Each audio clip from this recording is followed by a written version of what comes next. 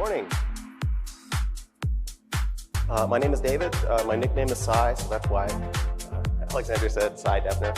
The topic of today's talk is really going to be about some things that can improve the ad integrations and improve ad performance across a variety of platforms, looking at how some things are changing currently.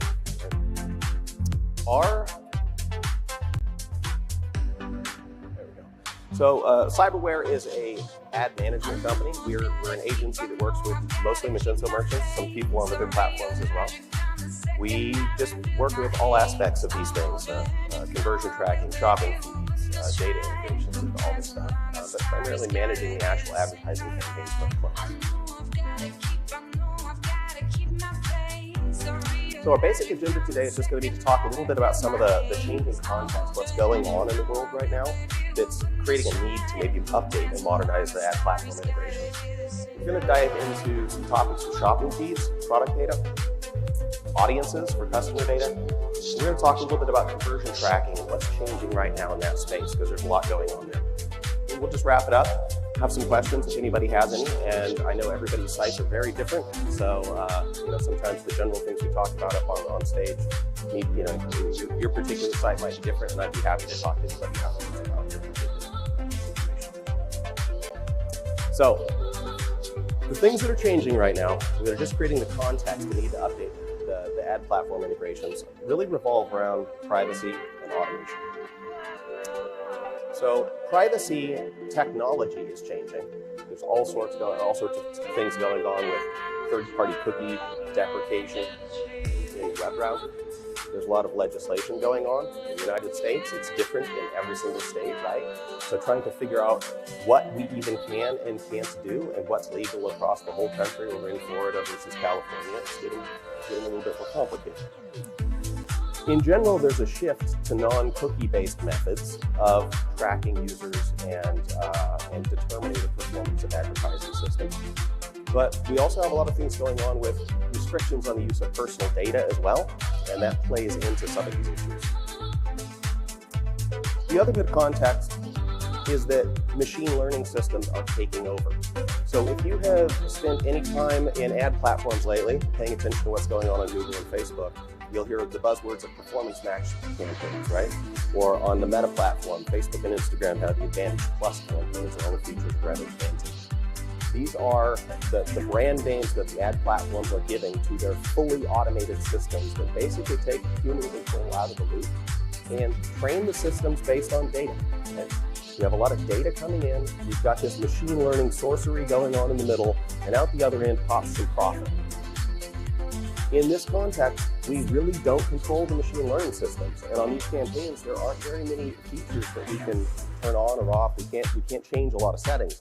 The key point of leverage we have is the inputs to the campaigns, and that basically means that there's a greater need for better data than ever before, and that falls back onto the Magento platform of needing to be able to get the right data out of the platform into the ad campaigns in order to make them perform better. Most people are pretty familiar with at least the basics of shopping feeds. But the key issue around shopping feeds is that we tend to have a perspective of trying to get products approved so we can advertise them, and then we stop. But there are a whole lot of additional things that can be done to improve the product data and make the ad campaigns perform even better. So for example, on the Google shopping feed specification, there's this minimum. There's this section of each of the attribute specifications. We have minimum requirements. That's usually what developers focus on. Let's get the minimum done to get these products in the feed. But there's also a section down further below, if you scroll down the page and read through things, where every different attribute has a set of best practices. And they're not there for no reason at all. They're there because if you implement those best practices on all your product data, the machine learning algorithms are going to be able to chomp that up and eat it and digest it and figure out how to make the campaigns perform better. Many of those best practices are things that have a direct impact on ad performance. And many of those are things where we just need to get some extra data out of the Magento product database and into the into the shopping feed. Another place to look for areas where you can improve things is to look at, say, Google Merchant Center and all of the warnings. If there are warnings on products, The products still work, right? They're not disapproved. They're being advertised.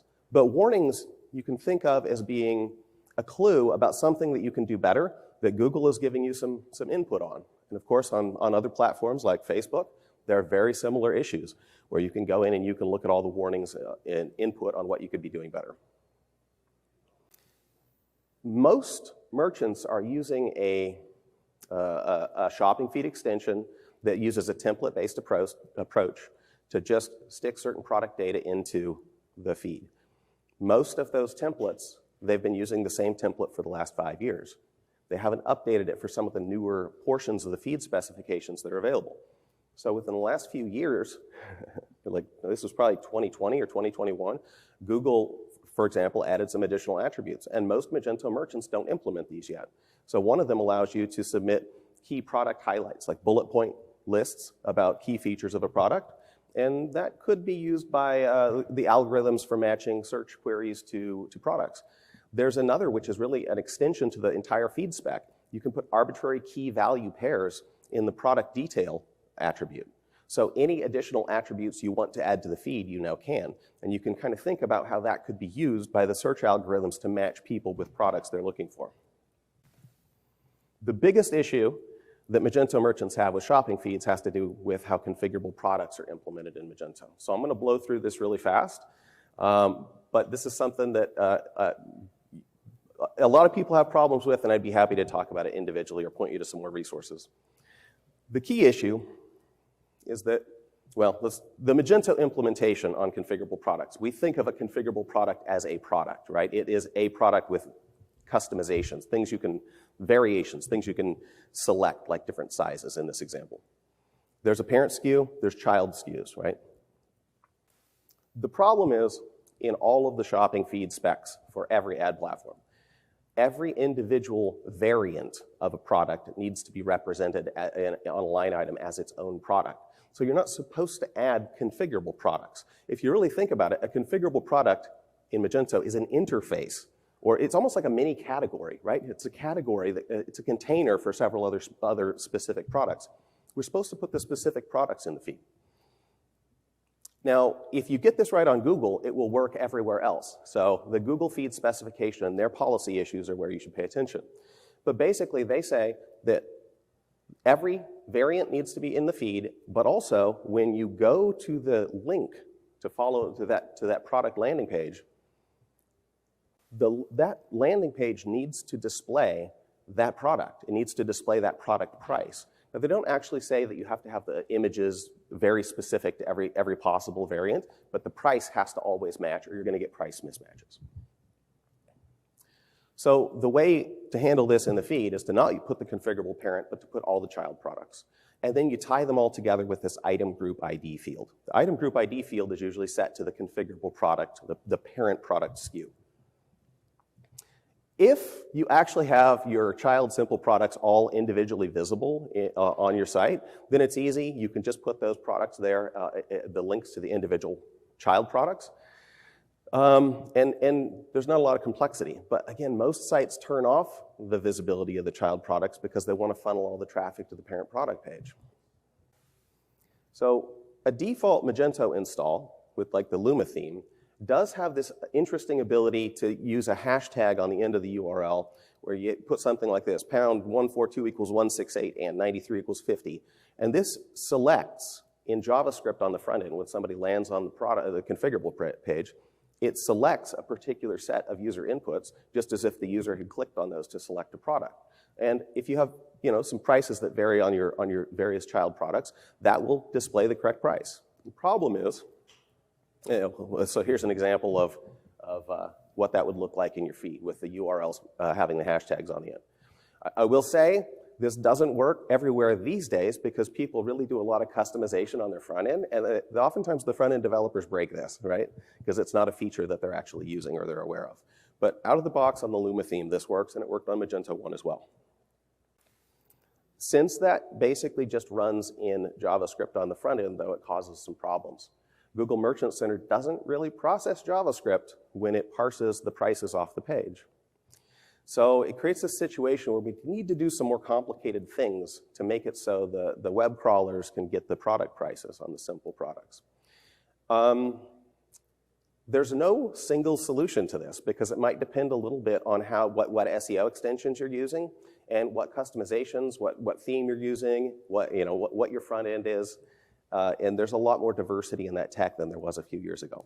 But basically, one way you can make a quick hack to solve these pricing issues is to actually just make it so you're going to pass the child SKU in an additional parameter that's an optional parameter that can be passed to the configurable product landing page.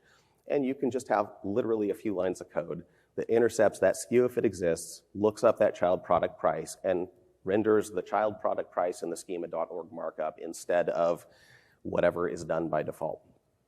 Now, there are also some SEO extensions out there that will do this for you as well and actually render all of the products in the schema.org hidden markup on page. But some of those, I've had different experiences with different ones. Some can be a little iffy, and some don't completely conform to the specifications, but they still work. So it's a little bit of the Wild West the way Google actually parses some of this stuff. I've seen situations that work on one site and not another that are kind of odd. I did a big presentation at Magento Imagine a few years ago that covered all of the Magento product types and how they work with shopping feeds. And if you're at all interested in other issues around grouped products and so on, all of the different kinds of products in Magento, there is the video of that presentation. You can find that by looking at our blog. Audiences, another big area to improve the integrations. So the key issue with audiences is that most audience technology is based on third-party cookies, and since third-party cookies are getting deprecated, maybe we have another year we can use them for. But we don't know. Google keeps pushing that back, right? But other browser manufacturers are also making changes here quickly. We just can't assume we can keep using cookie-based lists, but we should use them for the next year or so while we can. One of the key issues is that if you're creating remarketing audiences based on people coming to your site and you're using the cookie-based list, you're firing the JavaScript tags. A lot of times people set it up so it also fires the product IDs of products on the site. So if somebody views a product or they add to cart or they purchase a product, all those sorts of things get associated with people in the list. And that's what all of the ad platforms use for doing dynamic remarketing ads, showing the products that somebody browsed or products similar to them, other popular products. The key issue on Magento is that we tend to use two different IDs for products. In some contexts, we're using a SKU. In some contexts, we're using an entity ID.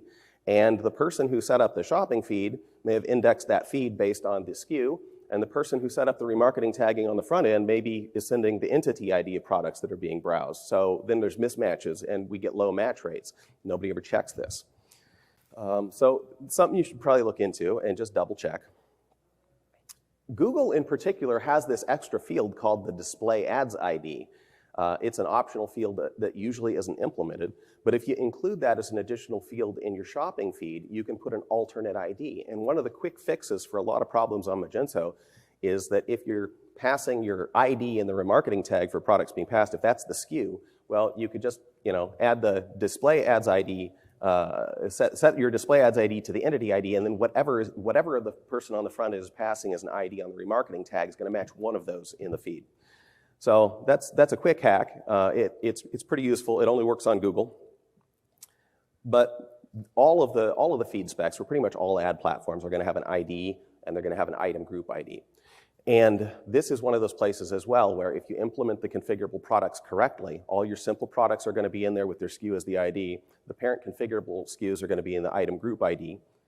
And whether somebody's browsing individual products or the configurable product parent pages, they're going to be associated correctly to the products in the feed. That kind of tagging is what's being done for cookie-based remarketing audiences. We're moving into this era where if we can't associate a user with an audience with a cookie, how do we associate them with anything? And what the ad platforms are leaning into is this idea of using hashed customer data to uniquely identify an individual so we can get them into an audience. But to hash the data, so when we're comparing, we're passing Google a list of people that we want to add to an audience, we can compare the hashes without divulging any personally identifiable information about the customer. So this is something that's done when you're logging in and you're typing in a password. It gets hashed, and then we're transmitting the hash version over the internet frequently to compare that to a hash value in a database. Where it's a way of exchanging information without divulging the actual information. A way of comparing if we both know the same secret, basically. So these customer data-based audiences are actually really simple lists, where we can create a list of folks, say people who purchased in our Magento store over the last year. We take all their email addresses, we run it through an SHA-256 hash, and we create a list of those hashed email addresses. Now we pass that over to Google. Google can't decrypt that and determine what those email addresses are. But if Google knows the same secret, if Google knows the same information, they have those people in their list of people who are Google users, they can, and those people have their personalized advertising preferences set, so they're opting into this. Google can compare that against the data we pass them, and they can determine if folks can be added to the audience or not, and if there's a match, they add them to the audience, and we can use those in remarketing ads later on. There's a lot of opportunity to make interesting lists based on people who purchased certain kinds of products in the past purchasers, people from CRM systems we're targeting in other marketing. And there's this is an interesting area of the law where we're not actually sending people emails, right? So this isn't subject to spam laws or email-specific laws. It does get into some interesting questions of, is this personally identifiable information or not? And that's something that's probably going to start to be determined differently in different jurisdictions. Europe's going to be different than California, and that's going to be different than Florida. It's going to be chaotic. But we can use this right now. It's a good alternative as cookie-based audiences go away. So let's talk a little bit about conversion tracking and wrap this up. The thing that I think is the most important point about conversion tracking is that we have oftentimes thought about it as reporting on the results of ad campaigns, or financial reporting. But in the era of machine learning automation, this is the primary signal we're passing back into the machine learning sorcery to tell it what we want to optimize for. So it's both a reporting mechanism, but it's also the primary feedback loop.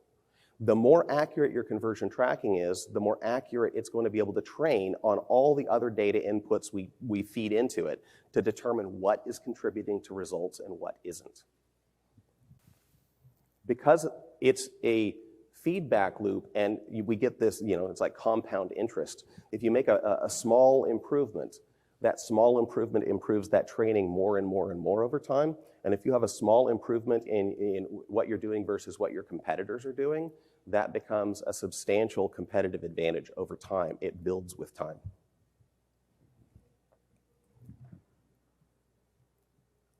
So Magento historically hasn't really kept up to date with the latest conversion tracking tags from all the ad platforms. We've had to use other tools like Google Tag Manager or extensions in order to do this. So I've always said to people, you shouldn't use the Google tracking in Magento. Many merchants do set this up, but even as late as last summer, Magento 2.4.4 had 5-year-old Google tagging built into the core. They just updated that in 2.4.5, but there's still a lot of people out there running on 2.4.4 or before for whatever reasons they can't upgrade yet.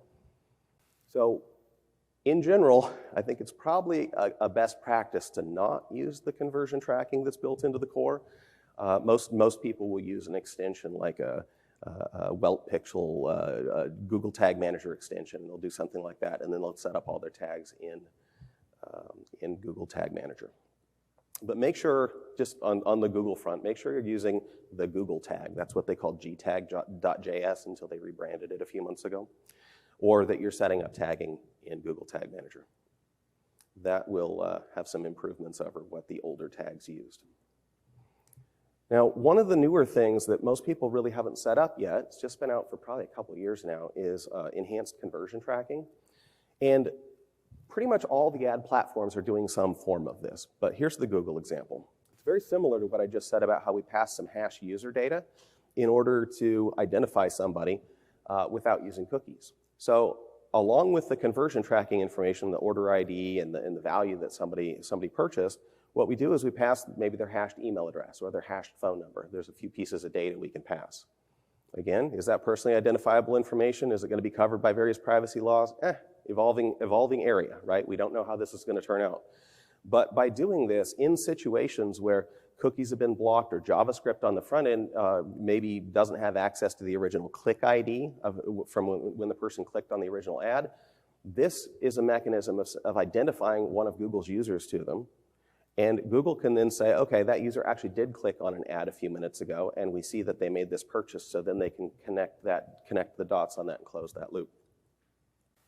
It's fairly simple to set up. Most people haven't set it up yet. For an example of the same technology on the Meta platform, the first column here is the Meta Advanced Matching. It's the automatic matching. And this doesn't really require a Magento integration. This is just something you configure in the Facebook Event Manager. It's just checking some sliders about what information the pixel is allowed to look for. And when that Facebook pixel loads on the various pages on your site, it's paying attention to input boxes. And if it sees an input box, it says that's probably their email address. So I'm going to go ahead and grab that. It's going to hash it. It's going to pass it over. And then later on, if there's a conversion, it's going to use that to try to connect the dots if there was other blocking in play that would have blocked the conversion tracking.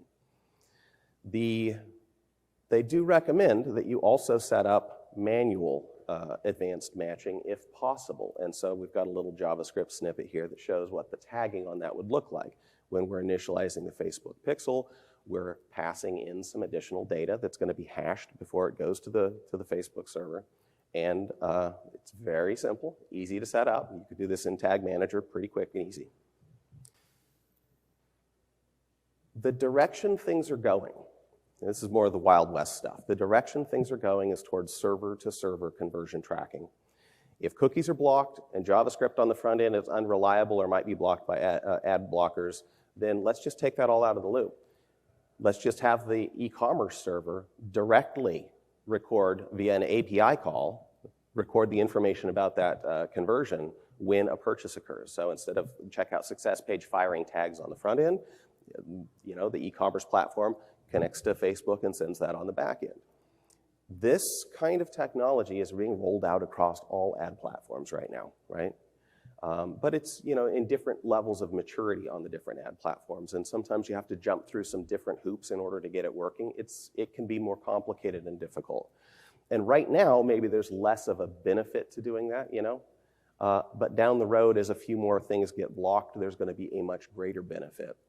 So right now, there aren't a lot of good options for doing this. So on Magento, we do have a Facebook extension in the marketplace that will implement the Facebook conversion API for you.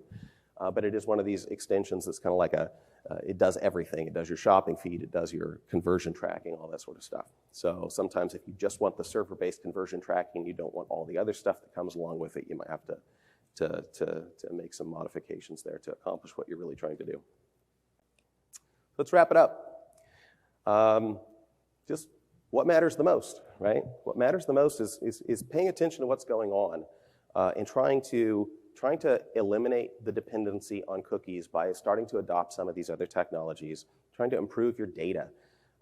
So the shopping feed data is just a little bit better. You're getting better match rates. You're getting better match rates on your remarketing tags with the products people are browsing and adding to cart and all of that.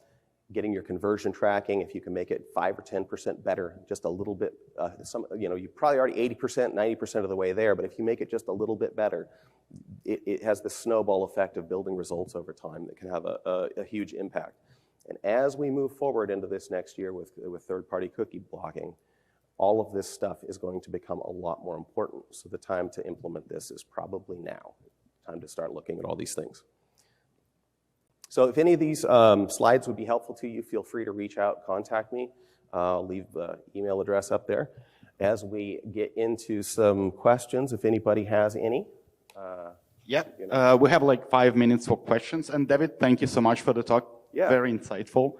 So anyone has a question? Yep.